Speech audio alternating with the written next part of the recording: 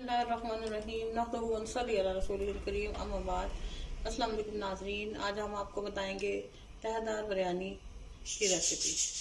तहदार बिरयानी की रेसिपी के लिए हमने लिया है 1 kg चिकन, 6 से 7 दरमियाने साइज़ की प्याज भी बारीक काटनी है, 5 हमने टमाटर बारीक काट लिए हैं, 2 चम्मच लहसुन अदरक, 1 पाव दही, हरा धनिया और हरी मिर्चें हमने काट के रख ली हैं, 4 चम्मच नमक है, 2 चम्मच पिसी हुई मिर्चें, बिरयानी मसाला आप किसी भी ब्रांड का ले सकते हैं और 250 ग्राम हमने ऑयल लिया है। सबसे पहले हम गैस बर्नर ऑन करेंगे और इसमें ऑयल डालेंगे।